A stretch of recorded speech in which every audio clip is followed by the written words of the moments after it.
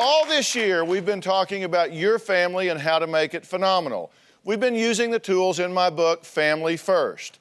Now, many of the letters that I receive say, help, it's these kids that are driving us crazy. But an increasing number of letters are coming from parents who are saying, it's not my kids, I'm the problem, and I know that. I'm not leading this family right, I'm not doing right. What do I do? Now, being a single mom in particular is hard enough, but imagine juggling soccer, PTA meetings, homework, carpools, all of that, all while trying to cover up a secret life. Now, the stories you're about to hear, I'll warn you, are shocking, but they are more common than you think. My guests today say they are tired of lying to their children, their family, their community, their friends about their double lives. Now, my first guest is Susan. She's a 27-year-old single mom of 2 young children. She says they have no idea that she supports their family by working as a prostitute. Take a look. I'm a single mother of 2 and to support my family, I work as an escort. On a busy night, I can make $1,000. I've done 11, 12 calls in one night. You can send me a driver for about 10 o'clock. Sex is expected on every call. Oral and sex. If he has fetishes, they get charged more. Domination, depending on the type of domination, mild, medium, or severe, they assume they can do whatever they would like. I play off of his fantasy or desire. I would say I'm orally gifted. So how was school, guys? Good. I'm a different person when I'm home. I'm a mom. It's all about my kids at that point. I tell my children I'm a bartender. If they found out, it would break my heart. I want to stop living a lie. I'm addicted to the lifestyle. You get so used to the money and that you forget about getting a real job. I live in one of the nicest buildings in my town. I love the amenities, the pool on the roof, it's secure. If I gave up working as an escort, I'd be living in the ghetto with my kids. I'm trapped. I was 12 when I ran away, and I ended up being a prostitute. My mom fought very hard to get me off the streets. I went back to being an escort before my 20th birthday. I've never had a job outside of being a prostitute. I have a lot of people skills, but they're not the kinds of things that's gonna get me a job. What do I put on a resume? I give great. I think it's disgusting. Sleeping with men for money. I'll tell the gentlemen I like to watch men masturbate. I try to avoid sex at all costs. Can you read Mommy a story?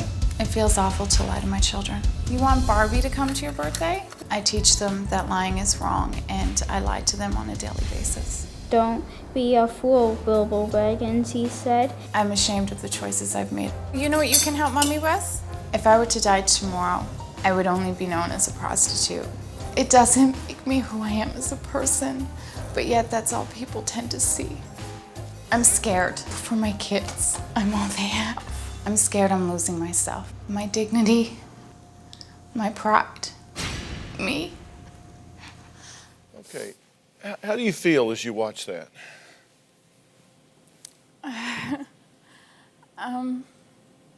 It's sad. It's really sad. It's owning it. I'm very much ashamed of what I do for a living, but at the same time, I feel trapped. I don't know how else to support my family. I want to change. I don't want to be that person. But I am. No, you say I don't want to be that person, but I like the lifestyle. I like living in the fanciest building. I like the pool. I like all of those things. So, you know, there's a bit of a tug of war there, right? It's the comfort. I like the comfort and the security that money gives you.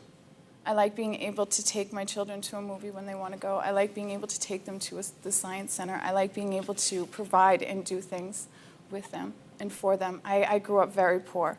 I never had anything. And I don't want my children growing up in that environment. I'm not going to feel sorry for you. Neither am I going to judge you. You know, you're not a prostitute. That's something you do. I know that. And here's the good news. When you stop that, then you stop that. You know, you're working as a prostitute. You're being a prostitute. And as long as you are, then that defines you.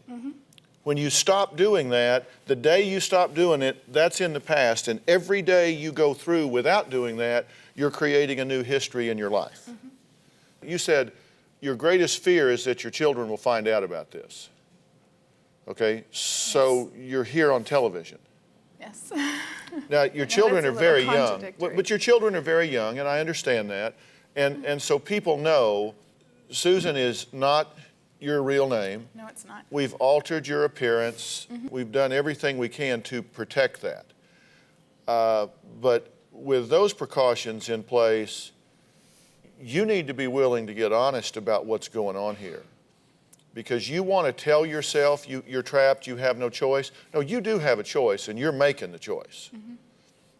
Because I'll promise you, there are a whole lot of single moms in this world that are doing a great job raising their kids and taking them to the science place and showing them love and caring and leadership and concern without having to go sell themselves for money. And they can do that, you can do that. Okay? I mean, you may think that's not what you want to do, but it isn't something that you can't do, correct? Correct. You're in it now because you get $150 for an hour, and you can sometimes make upwards of $5,000 A month, yes. in going out just a couple of nights a week, right? No, not in a couple of nights a week. About 3 to 5 nights a week you can. And you were doing 11 to 12 calls a night, right? I have done it once or twice, yes. But now you're doing 2 or 3 a night. And you say you were actually raped on a call. Yes, I was. And you said you felt better about that call than most of the other ones you've been on. Why? Because it wasn't me doing the act. It wasn't me performing the act. You mean because you actually stood up and said no? Yes, but that too, but it wasn't me performing the act. It was something that was taken from me. I wasn't doing it. Susan, if getting raped is a high point of your month, you're in the wrong job. I'm aware of that. I mean, do you get that? I mean, do you realize the contradiction of what you're saying? I understand that. If you're DrPhil, saying, but I as feel good about this one because, seriously, if that's a high point for you, I'm not saying it's a high point, but as a child, there's been things that have happened to me in my life, and that was already taken from me a long time ago. There was something that was robbed from me as a child. My innocence was taken over and over again. I'm numb. I'm very much numb when it comes to intimacy and sex. but we're going to take that back. You don't have to live that way for the rest of your life. Do you understand that there is hope here? I mean, do you really? I hope so. I'm a single mother living a secret life as an escort. My son is 11. This year in school, they had, you bring your children to work, and he was upset that he couldn't come with me. I told him, I work in a bar and he's not old enough to be in the bar. If he asked more questions, I would lie. I'm talking to Susan, a 27-year-old single mom who is putting her life in danger by working as a prostitute, she says, in order to provide for her 2 young children. I say there are a zillion options besides that. She says she is tired of lying to her children about what she does for a living. Now, I said I wanted to talk to you about why, and you alluded to the same thing. And I'm not a big one for making excuses. I think people have to make choices and own their choices. But the truth is, things happened to you when you were a very young child over which you had no control, you had no choices. And I don't want to trivialize that in any fashion whatsoever. And I think for people that haven't been through that, it's hard for them to understand how that changes you, how it changes the way that you see yourself. You were molested repeatedly, repeatedly, not once, twice, 10 different people across time, to the point that at 12 years of age, you wound up in essentially being captured into child prostitution. Yes. So there were people that had you on the street at 12 years old. Yes, that's correct.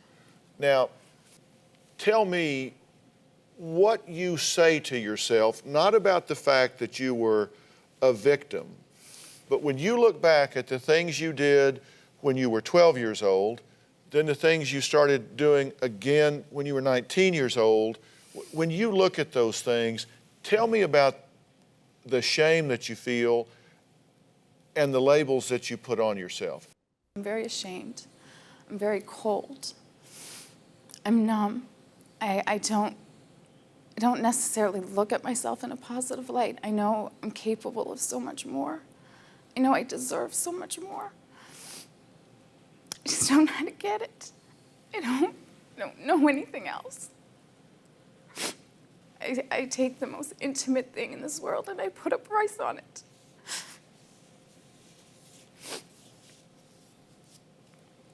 And that's something to be ashamed of. Why? Because you shouldn't put a price on intimacy. It's something you're supposed to share with somebody you love. You know that it's a wrong thing to do. It's a dangerous thing to do. It's a wrong thing to do physically, mentally, emotionally, morally, socially. You know that that's wrong. Yes, I do. But you also said, it's all I know. It is. I've never had a real job. I've never had a paycheck. I don't know anything else.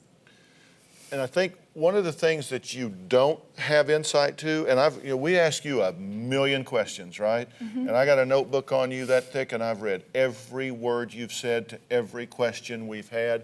And it is clear to me that you don't get, I said people don't understand what it does when you go through what you've been through and basically get sold into child prostitution at age 12. That they don't get that. I mean, there are people in this audience that are saying, I hear it, but I can't imagine what that would feel like. You don't know what it feels like to not have been there. Exactly. You don't know. You said, it's all I know. Because let me tell you, that devalues you. It devalues you. You begin to equate sex and love. You begin to say, this is all I'm good for. This is what I am. This is what I do. This is what I have to offer the world. Forget about the fact that you are intelligent and articulate and energetic and healthy and have hopes and dreams. It just boils down to the one thing I know I can do from the time I was a child is present myself for sex and get paid for it.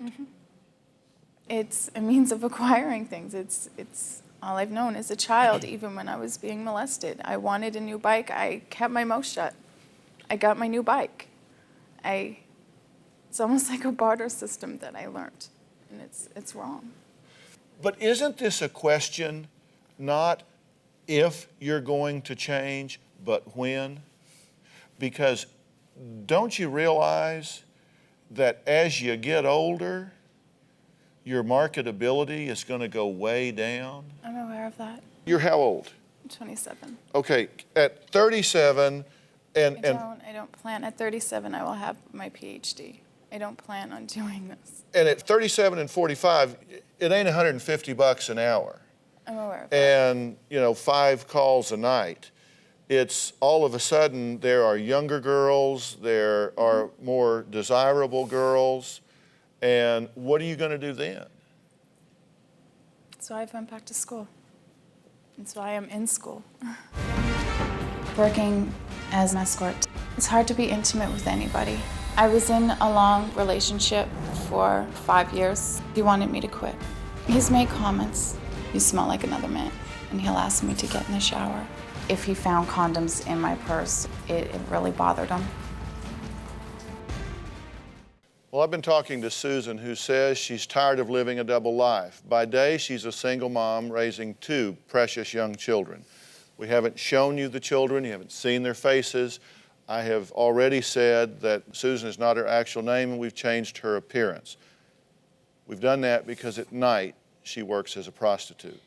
She says she wants to get out of this business, but is addicted to the money she earns. Here's the problem. The difference between dreams and goals, dreams are just, someday I'm going to be rich and famous, or someday I'm going to have a PhD, or someday I'm going to be in fashion design.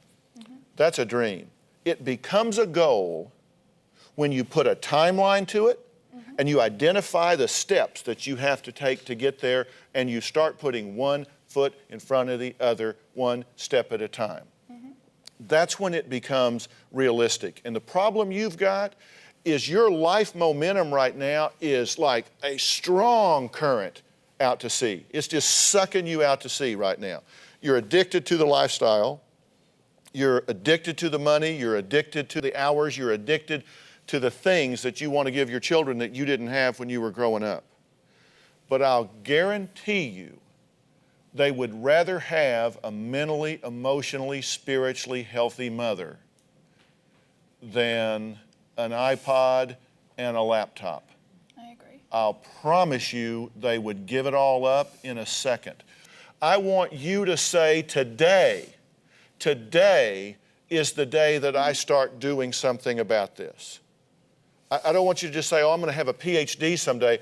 I want you to set that as a realistic goal, and I want you to decide, I don't want to have the stuff, and as opposed to dignity and respect and honesty with my children. And that all sounds lofty, right? Oh, that's great, Phil. That's good in theory. Gotcha, Dr. Phil. Great, good talk. But then you're going to go home and you're going to have to do something about it. And I want to help you do that. I do want to help you do that. You have to make a life decision here. You have to make a life decision. You have to say, I'm rewriting my life script.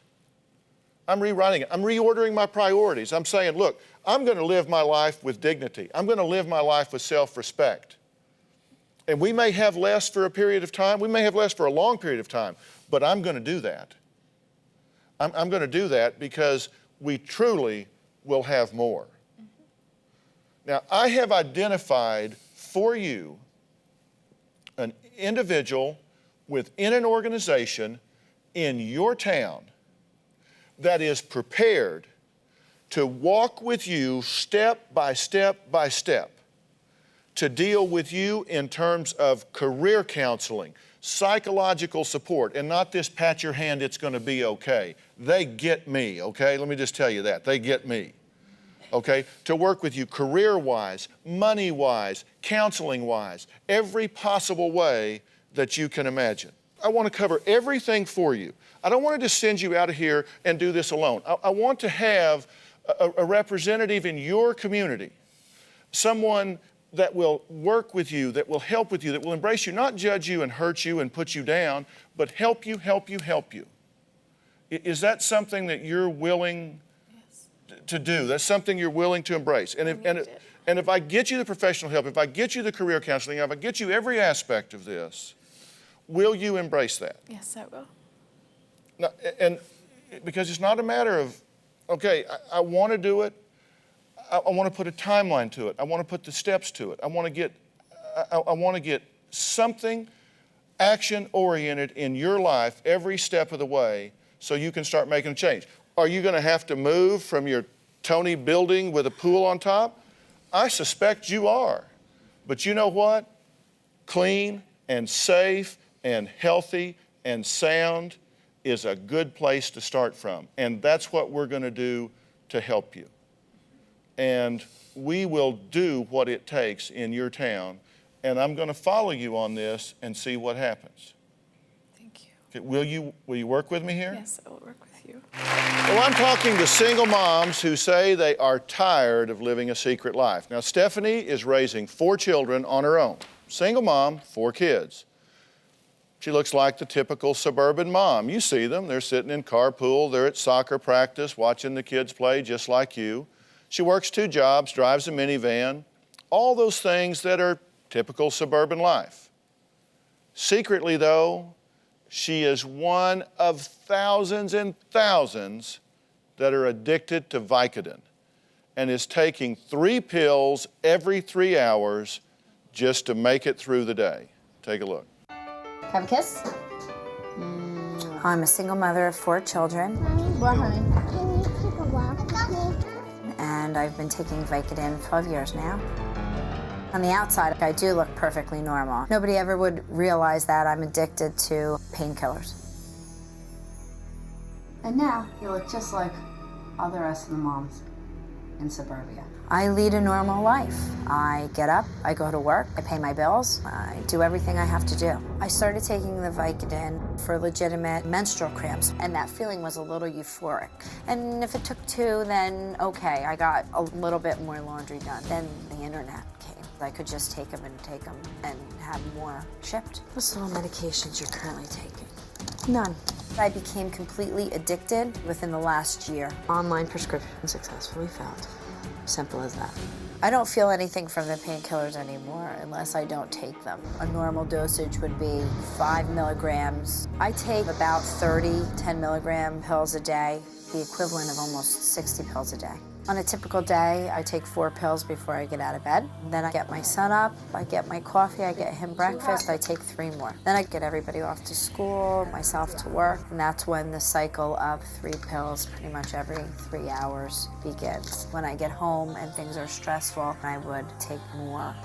I keep track of the pills on my Palm Pilot. I wanted to watch the amount that I was taking, but what I did was watch the amount that I was taking go up. I keep track for the day. Why? I don't know. I guess because I'm a responsible person. I'm spending about $500 a month on the painkillers. You want more? Okay. I do my job as a mother, and I do my job as an addict. I do them both very well. You know, junkie is a horrible, dirty, disgusting word, and that's how I feel. I want the painkillers to go away. I want Stephanie back. It's been so long, I don't even know what the real her is. I cry all the time. I'm just so tired of the feeling of being ashamed. Sometimes I just lie on my bathroom floor and I just sob. And then I wipe my face and put some makeup on and go to soccer. Because that's what I've got to do. I worry about dying. I know that I'm killing myself a little bit every day. DrPhil, my secret addiction to painkillers has taken over my life. Can you please help me before it's too late? Tell me how you feel when you watch your life portrayed on video in that way. Is that your view of yourself before you see it on film? I'd say that's pretty accurately a view, yeah. And it's painful. Why?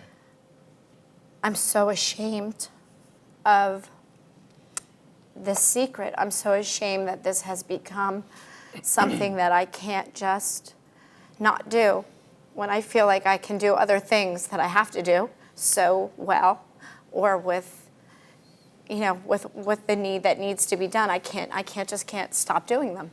You started this 12 years ago. Yes. All right. Why? Why did you start taking them to begin with? You started taking them for a legitimate reason. Oh, absolutely, yeah, and I took legitimate amounts. I had really horrible menstrual cramps. I have a herniated disc. You know, there's been, over the course of years, just different things that they have popped back into my life. And even then, when one wasn't enough, the doctor would say, well, take 1.5 or 2 if one isn't helping you. Mm-hmm. And it just became, you know, over the course of these last years, just ridiculous. Yeah, because a typical dosage for what you're talking about might be 3 pills a day. Right. And you're taking the equivalent of 60 Yes. a day. Yes. Okay, and there was a time when you would get high from it, but now you don't even get that. No. They're only significant to your experience in their absence. Right. And you've tried to stop before, right? Oh, yeah. You actually schedule yourself so you would run out over a weekend and couldn't get any before next week to force yourself to just go cold turkey. Right. I did that. What happened? I got sick. I got so sick and I was alone. I did it by myself because nobody knows but me. And I started to sweat and I started to get horrible pains in my head and in my stomach. And I just got so ill that I had to go to the doctor. And because I do have some legitimate, you know, medical things, They wrote me a script. Wrote them up, and you were back Got to me the through to pharmacy, Monday. and you were covered. It surprises me how easy it is to get Vicodin on the internet. Why do you need the medication requested? Severe back pain? It's a pretty quick process. I always lie here about my weight. Have you ever used drugs? No. I do worry about how many are left. I would miss a flight if I had to make sure that I don't run out. Well, I've been talking to Stephanie, who says she's been feeding her addiction to Vicodin by ordering drugs from the internet. Now, Stephanie is a single mother of 4 children who says she wants to break her habit before it's too late. Now, you're taking 4 of these before you even get out of bed. Why? I guess so that I don't feel ill. The one time that I tried to stop cold turkey, I got so sick. I really can't afford that feeling in the morning. I have to get up and get dressed and go to work. So you take these pills before you even get out of bed, and then within 3 hours you take 3 more. Yeah. And you've had 10 today. Yes. As you sit here right now, you've taken 10 of those pills. Yes. So we're not talking to you, we're talking to the drug. I suppose yes. Absolutely.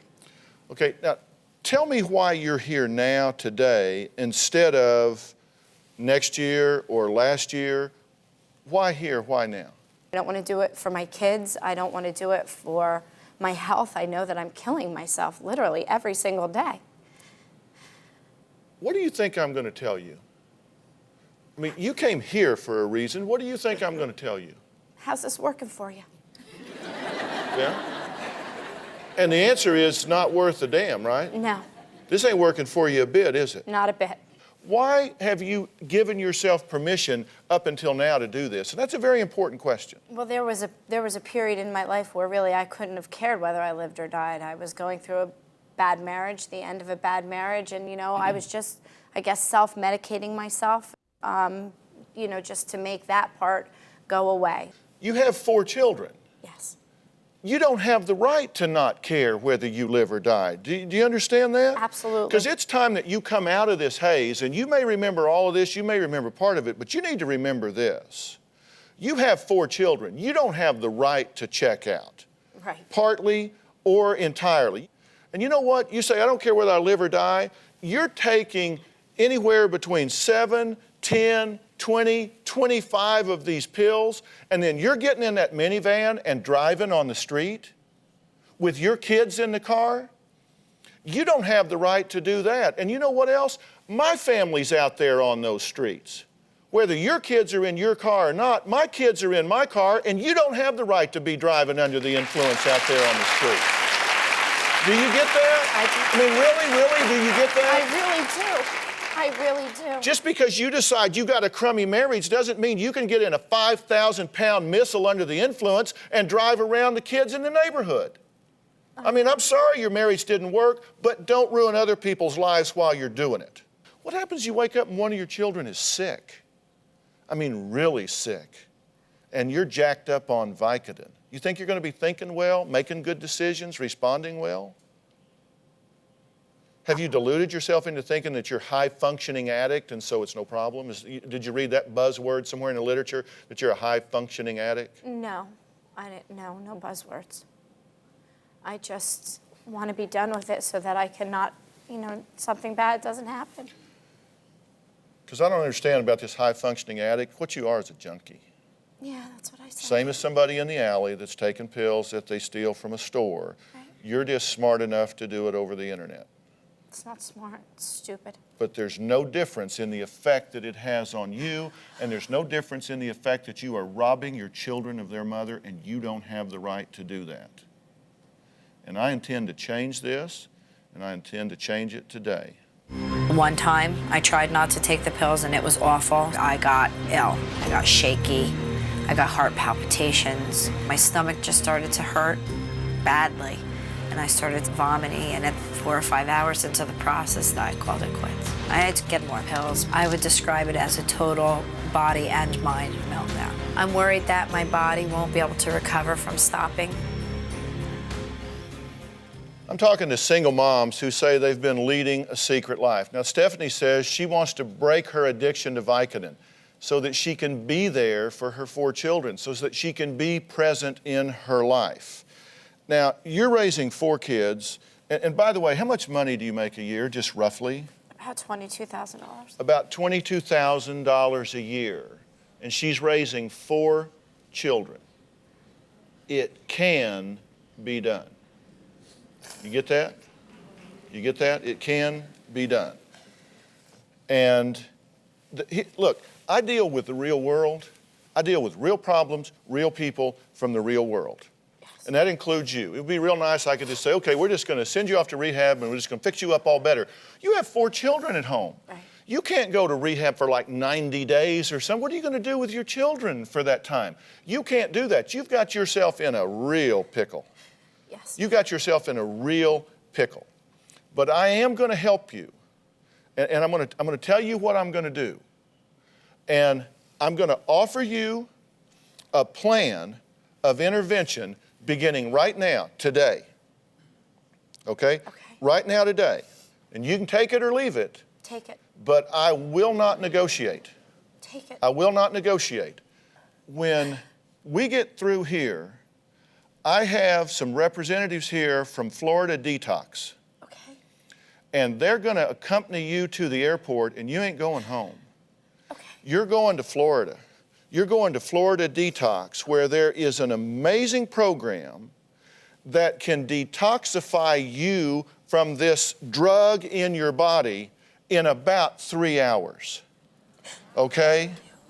And that you're going to have to do some stuff to get ready. They're very responsible people. They're going to do some psychological testing for you to make sure that you're where you need to be. Then you're going to go under a general anesthesia, and your body is going to get treated to detoxify you cellularly so you don't go into all the reactions that you've been having. Okay. And then they're going to monitor you for a day to make sure that your body is doing what it's supposed to do to get these drugs out of your system.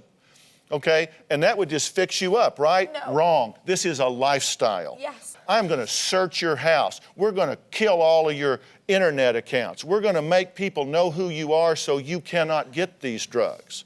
All right? Because it just absolutely cannot happen.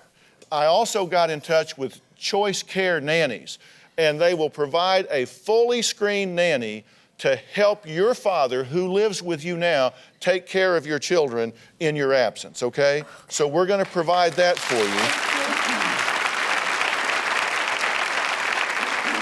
I want to introduce you to somebody. I've reached out to a church in your community that is an amazing church that you have been to. You've been there and you sat there and you listened, but you were silent, and they didn't know who you were. They didn't know what was going on in your life, but they care about who you are. The pastor of that 5,000 member church, Dr. Ireland, is here today. Would you stand up, sir? Okay? Come up, please. Have a seat right here. Dr. Ireland, how are you? Have a seat. Now, I know you. yes, you do. Yes, you do. Because let me tell you something. People hide these problems. It became a secret with you, right? Yeah. Because you're ashamed for anybody to know. Okay, well, the pastor of the church you visited knows, because we told him. Sorry. It's okay. I didn't think you were going to be quiet. And you know what? And you know what? He didn't run. He didn't judge. He said, Dr. Phil, how can we help? And you can help, and you will help, correct? Certainly. Stephanie, first, I want you to realize that secrecy and darkness is the basis for being trapped. And when you let the cat out the bag of your addiction, it now frees you to get healing and walk through a process to wholeness. And our church family, we have 5,000 members. We're 5,000 people behind you. We're going to help you. As soon as you come from the Florida clinic, we're going to be there to help with childcare, to help with all the different things that you need in terms of whether it may be personal counseling. We have full-time counselors on staff. We're going to help you in every possible way so that you can stay free. It's not just a one-time process. It's a lifelong walk. And we're going to watch you chapter and verse. okay? Yes. Because you're not going to cheat in this deal. No. And you need to know that here's how you can tell if she's lying. Her lips are moving, okay? That's how you can tell, because that's the life you've been living. Everything's a lie, right? Deception. You lie about your weight. You lie about what you need. You lie about what you're doing. You lie. That's become a way of life for you. So if you get to thinking, oh, she's nice and she's sweet, check it out, because you cannot let her slip through the cracks up there. Well, we're going to investigate every aspect. So Dr. Phil, she's going to be in good hands, and you're going to see a different woman several weeks and months from now. You're going to see a brand new woman, brand new mom, someone strong, someone honest, and walking with personal integrity so that everything in your life is integrated in terms of honesty. I want me back. Yeah. I want me back.